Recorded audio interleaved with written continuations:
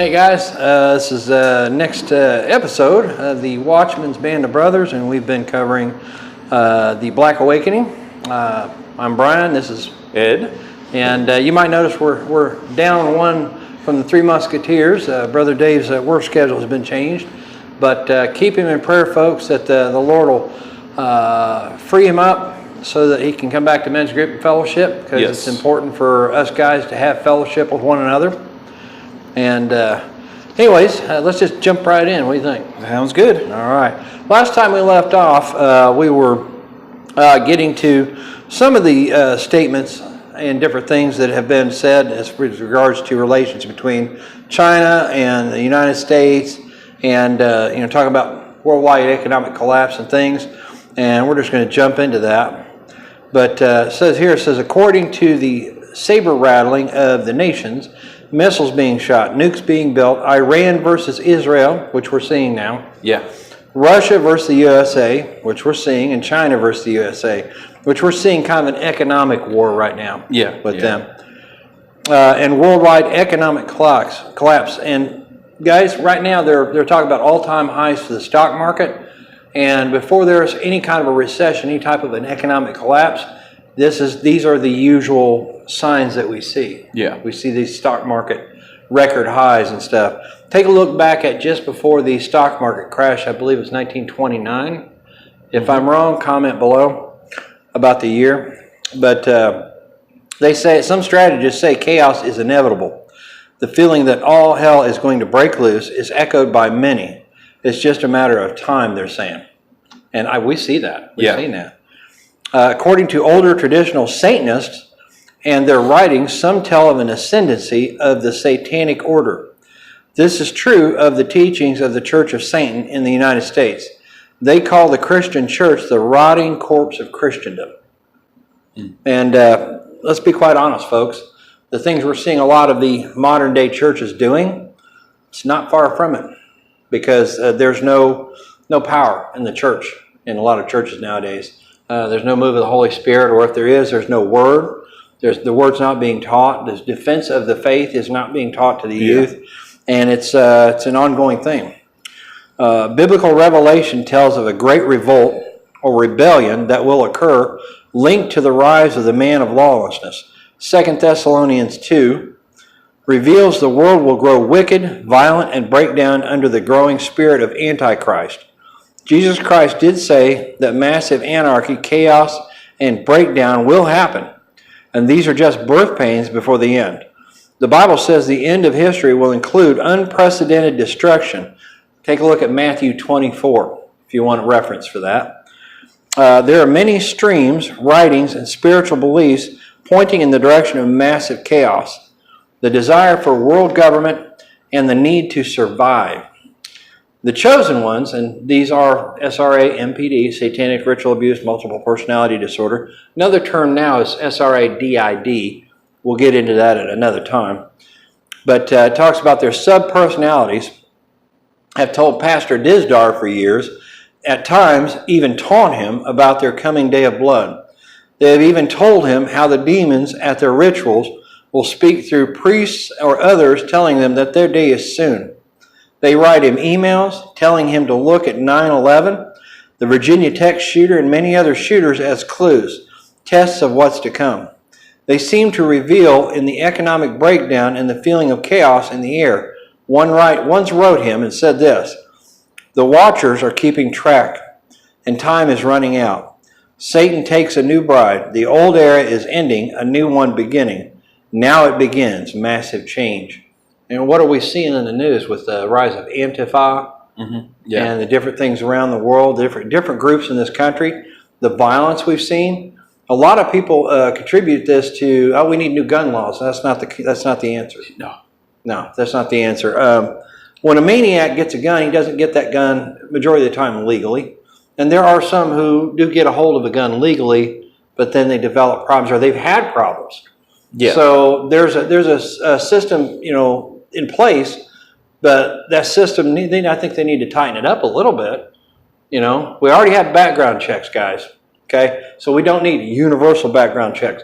We don't need universal gun registration. what we need is to make some adjustments to the current system, not to make it harder on the law-abiding citizen, but to make it so that if there is something in a person's background, a mental illness, things of that nature, that can be looked at. Now, do we institute red flag gun laws? No, we do not. Because red flag gun laws can be used against the legal law-abiding citizen. Okay? And that's wrong too. So it's a fine line. We just got to figure out where at we need to be. Okay? Yeah. But still honor our Second Amendment rights. Another person wrote an email to Pastor Dizdar, a boy from Finland, and he was a shooter who killed 8 people. Only a toy soldier, and like a toy soldier, he fell. Just a preview, Dizdar. Just a preview. You are correct. The firestorms will extend to other public areas, they say. In another conversation, a highly trained chosen one told Pastor Dizdar, "We will make Hitler's SS troops look like choir boys." Even the famous preacher and author David Wilkerson, folks, quoted in the March 8th, 2009 WorldNet Daily article, and we're going to put a link in the description for this. It's www.index.php?fa equals page, view and page ID equals 91097. We're going to have to put a link in the description for this. Yeah. But famed pastor predicts imminent catastrophe. He said, "An earth-shattering calamity is about to happen," he wrote. "It is going to be so frightening, we are all going to tremble, even the godliest among us." And finally, this chapter is just a preview of what the Black Awakening is and means. Remember, the term Black Awakening is their terminology, not Pastor Dizdar's, folks. It holds meaning for them and what they believe must and will happen before the BA Black Awakening occurs. A super-secret crew have been laboring in the night, creating the needed transmuted super soldiers. Guys, this stuff is coming, and I've been trying to warn about it. We've talked about it in the men's group, and I'm sure you've, brought it up in passing with people, Yep. But how many people are listening, How many churches are listening to this? Not a lot. No, not very many at all. No. The percentage is, I could count on one hand, folks. Just to point a few things out. Supernatural conspiracy, the driving spiritual force. This is chapter 3 of the Black Awakening. We're just going to skip through here, but the one world architects know that they must create the appearance of popular support for their global designs in order to pave the way for national governments to surrender their political power. And this is page 79, The United Nations Exposed. You can probably find that book at Amazon.com. And then it says here, unless mankind grasps this grace and reverses the chemical hypnotic process, struggling back to sanity, it will be harvested for one final blood offering upon the altar of dehumanization. This is page 135 of Tom Horn's book, Blood on the Altar, which you can get at skywatchtv.com.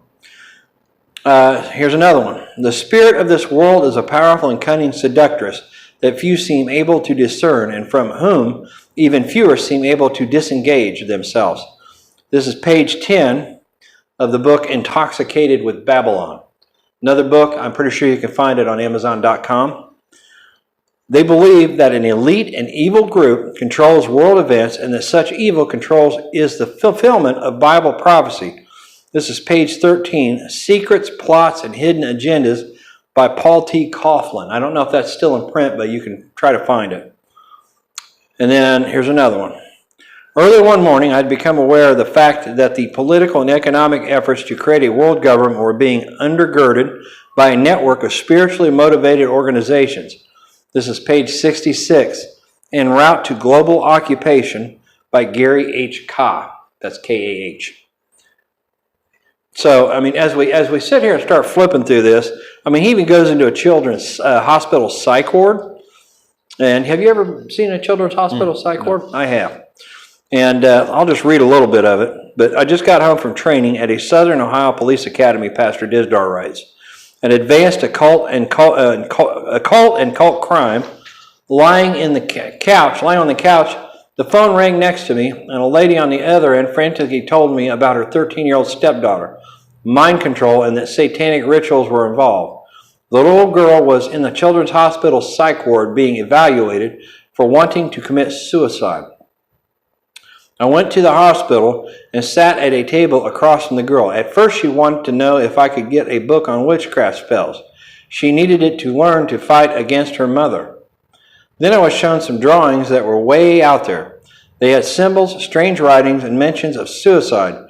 She was writing that she had to do the ritual of the flames to prove her love for her mother, that she was supposed to pour gas on herself and light herself on fire on her birthday. Some love, huh? This meeting would involve him taking over 20 years in a battle with underground Satanists to attack his home, Pastor Dizdar's home, called speaking in some strange language, sending evil curses against him, cars stalking by his house, church, and some encounters with demonic powers, folks. And the more he investigated, the stranger it got. Stories of satanic rituals, conjuring demons, sexual abuse of children, and adults were behind it all. The young lady would have to have demons cast off and out of her, and then there was the surfacing of other personalities, sub-personalities who were inside of her. Each was different, each had a story, and each had secrets. There's no question that all of this involved deep conspiracy of the real kind, and we would learn along the way this conspiracy would get bigger and bigger. You know, okay, here it is. DID stands for dissociative identity disorder. It's what they changed from SRI-MPD, multiple personality disorder. Now it's dissociative identity disorder is the name of it. Okay. Yeah. But guys, this stuff is real. And the next one we're going to do, we're going to kind of jump ahead a little bit. And we're going to look at, the fulfillment of this. And, talking about listening to living words and different things. So we're going to jump into that, but here's the thing. I think all of us out here, you, me, at some point, we've come in contact with somebody, somewhere, that has had mental problems, addiction problems. They've come from a violent home background, for instance, and what happened to them in that violent home background, we don't know the whole background. You know what I mean? Yeah. Was it satanic ritual abuse, or was that person who was doing that satanic ritual abuse? Yeah. One of the things Pastor Dizdar talks about in here is these people who are older, that are SRA, MPD, or DID. As they get older, those barriers that were created between the multiple personalities start to break down. And these people start to have interrelational problems, having a relationship with other people, having a normal relationship is next to impossible for them. They become abusive, they become violent, they become addicted, they become, there's a whole host of things. And what does the modern world do? And even some churches, it's a psychological disorder and you need therapy. Yeah. You need drugs. No. They need more than therapy, they need Jesus. This is why we have the link in description on our webpage, the Watchmen's Post. But the link in description is there for Pastor Dizdar's website, shadowtothedarkness.net. And we've always said, people need to go there. They need to take the study courses. Yeah. Absolutely. If you're a born-again believer in Christ and you know the Word, you got to get a strong prayer life. You're filled with the Holy Spirit, covered in the blood. Go take these courses. Yeah. Because, they're amazing. The day is coming when we're going to be needed. You may have been ostracized by a church. You may have been shut out because you're wanting to know more. Well, this is a good website to go to, as well as the other links that we have on our webpage are all excellent links to go to. Maybe you're a Christian who's, and I'm going to use this term, maybe you're a Christian who's had a UFO experience. Well, those are not UFOs. That's demonic. They're extra dimensional, and it's a demonic beings, The same trick Satan tried to pull in the days before the flood he's doing now, except for he's upped his game. Yeah. But it's the same trick, different methods. So guys, please, this is not a super long video by any stretch. How many minutes are we at? Can you see? 15. 15 right minutes. At 15 minutes. Yeah, 15 minutes. Normally these are 30 minutes, but we've got some other things we're going to delve into today too. And one of them is going to be in line with the Black Awakening, and you'll want to tune into the garage, okay? Or do you think we should just cover this while we're doing this? Because this really kind of goes in with this. Go for it. Talking about mass shootings both and times. stuff. Yeah. We'll shoot it now and shoot it later. Yeah, well, yeah. We'll probably won't do this in a garage. We'll probably do some other stuff, but, it's like, we see a lot of the news reporters, the left-leaning people, a lot of school sociologists, toxic masculinity. Yeah. I hate that term. Yeah, I do too. Absolutely. You shouldn't be like that. You're a man. You're bad. You're evil. You're horrendous. You're abusive. You're whatever. I mean, they come up with all these names for us. But when the day comes, who are they going to call? They're going to want a man. Yeah. I see all these left-leaning women, feminists. They attack men, but then they post these articles bemoaning, where are all the real men? Well, you told us you didn't want us. Yeah. You said I couldn't be a real man. So. Yeah. But we take a look at masculinity is under attack. And it says, today in the media and popular culture, masculinity is under attack. And guys, this is only like a page and a quarter, okay? But I'm just going to read this straight through. Go for it. And then we can do a little short comment section. But, popular culture, masculinity is under attack. And it is viewed as toxic by those on the left. Boys in schools are encouraged to be more feminine. Drag queens are brought in to teach how to twerk and apply makeup. Even long-established companies like Gillette, no longer the best a man can get, have joined the attack, as well as soda companies, showing parents helping their kids with their attempt to be a different gender. This is just one story, an example of how and why masculinity is very much needed and why it is still very much relevant in the world of soy latte drinking, pajama wearing leftist males and their female counterparts.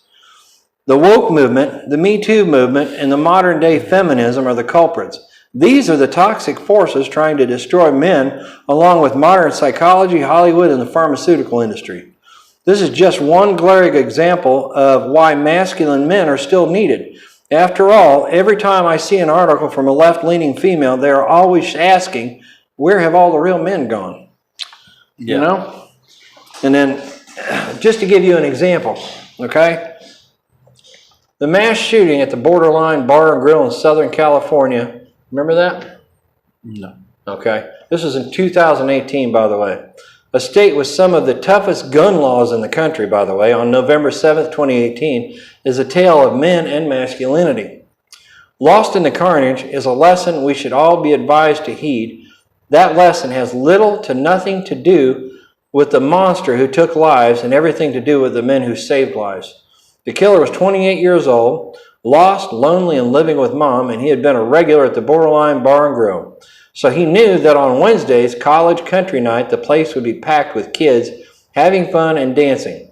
He entered tossing smoke grenades and unloaded his handgun, which was fitted with a highly illegal, in California, tough gun laws, remember this, magazine. It was an extended magazine. Can't carry more than 10 rounds, that's a law. Well, apparently he didn't read the law. The criminal didn't follow the law? Yeah. He started emptying his gun into the crowd. But there were other young men there, too. One of them was 20-year-old Matt Winterstrom. In interviews, he looks like your normal college student, backwards hat, gray t-shirt, jaw scruffy with a few days' growth. On camera, he seems shy, humble, willing to answer questions.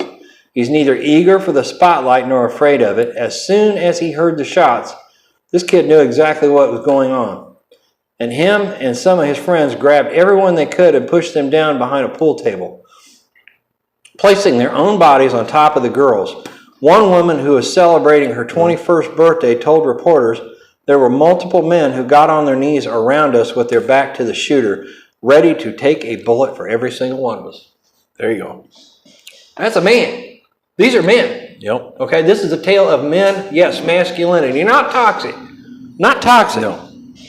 Yes, I'm probably going to jump on my soapbox here in a minute. Yeah. But yeah, if in that situation, if you can't take that guy out, then you save as many people as you can. Oh, yeah. And it says here, so when the shooter paused to reload, this Winterstrom young man grabbed a bar stool and tossed it through a window. He and his friends pulled 30 to 35 people to safety after getting each group safely to the parking lot. Winterstrom and his friends went back for more. A reporter asked the young man how he knew immediately what was going on in a loud, crowded bar. Instinct, I guess. He said, I'm here to protect my friends and family and others, and I know where I am going if I die, so I was not worried to sacrifice. All I wanted to do was get as many people out of there as possible. Yeah, there you go. You know, I mean, come on. If that doesn't, I mean, seriously, come on. You know, this, folks, is the masculinity we so often hear denigrated and attacked by the left. It takes as its duty the physical protection of others, especially women and children. Yeah. This masculinity does not wait for verbal consent or invitation to push a person out of harm's way. It sends hundreds of firefighters racing up the Twin Towers to save people they have never met. And it sent Sergeant Ron Heelis of the Ventura County Sheriff's Office rushing into Borderline Bar and Grill where the shooter was waiting for him. He was on the phone and he told his wife, I got to go handle a call. And he just told that to his wife and he said, I love you. Then the 54-year-old husband and father died at the hospital from the wounds he suffered as he tried to stop the rampaging gunman. That's masculinity, man. Yeah. You know? You see here is the point. The way so many women have a natural ease for caring for children, so many men have the natural instinct to protect and serve. It is a refined sort of masculinity that must be developed. And here's the thing. Developed, it's praised in the military. And the military has done this for years, by the way. Police academies, fire departments do it.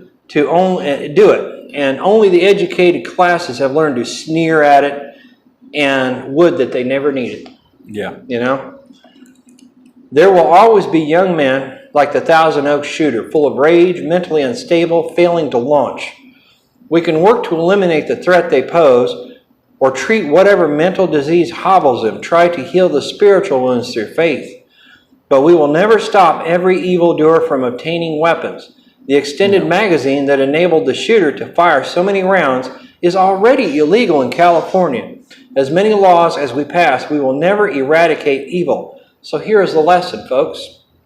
Masculinity is a style of behavior, not a code of conduct. It can be used for great good and it can be perverted into an evil one.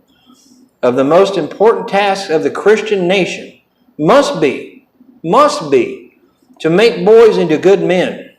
If we continue to discourage the male impulse to act heroically, if you mock those who want to protect women, we will fail in the task God has given us.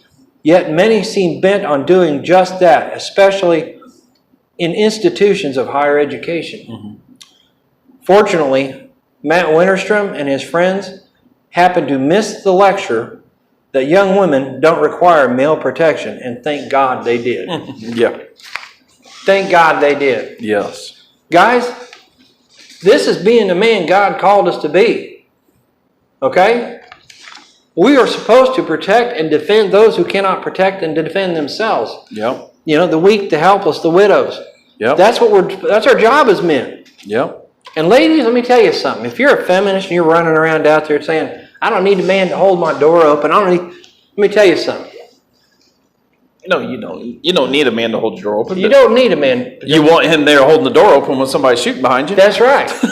You know, if you're out and about and you're at a mall and a mass shooter comes in the mall, you want a guy there that knows how to handle himself. Yes. You want a guy there that can at least know, hey, there's the exit door. Let's get out of here and grab some other people and take them with him. Yep. That's the kind of guy you want. The kind of guy that will hold the door open, let y'all get through the door, and then watch your back. And not sit there and pee on himself and scream like a little girl. Yeah. Oh, and I spilled my soy latte on the floor.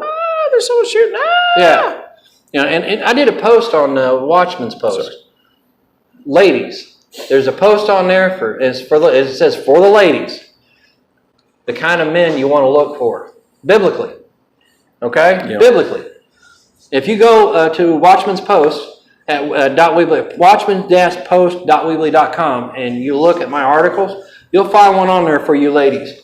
You want to know? And here's another thing. I'm going to give you a piece of advice. Quit looking for the 10. Because the best man you might find might be a 6 or a 7. Yep. Okay? Quit looking for Brad Pitt in church, ladies. Okay? Might have gray in his beard. Yeah. Hey, look at that. Well, he might have great beard. I'm not called to marriage. Let me clarify that. Okay? Paul says it's a blessing to be single. That's the first category. But he also says, but if you must marry, for it's better to marry than to burn with lust. I don't have a second problem because I'm called to do what we're doing right now, and I'm online and doing other things. Plus, I do the occasional live stream video on Facebook. Mm-hmm. So I'm called to reach out to guys and say, hey, man, it's okay to be a masculine guy. Yes. But do it as a Christian man. Yes. Okay? They will leave the house without God and a gun. Yeah. Yeah, never leave the house without God or gun. Let me adjust that, sorry. So, and if you have a small enough Bible that you can keep with you, put that in your back pocket. You know? You can have a gun on one hip and a sword in the back pocket, man. Yep. You know, you got to have it. You got to know the word, guys. Don't be afraid to get on your knees, because the mark of a true man is one who can get on his knees before God. Yes. Yep. You know? Nothing wrong with that. And I'm going to say this. There's nothing wrong with a man that shows his emotions to his woman. No. Okay, to his woman. You're not going to see, you know, me and him blubbering and carrying on here probably, or at work.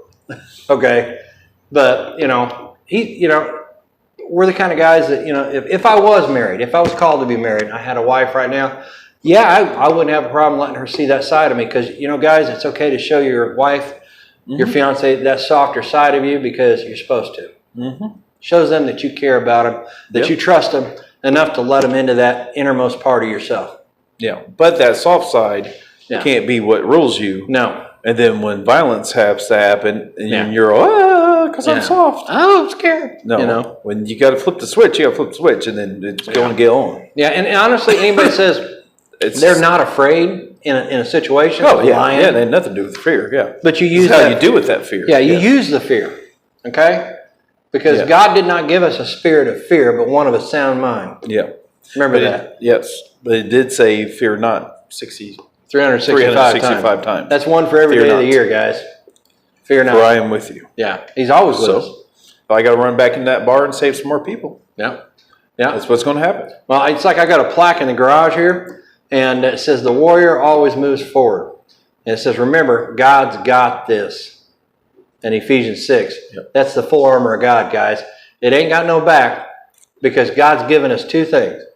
You know what those two things are? One, God's got your back. Two, He's giving you brothers that'll have you six, to use military terminology. Yep.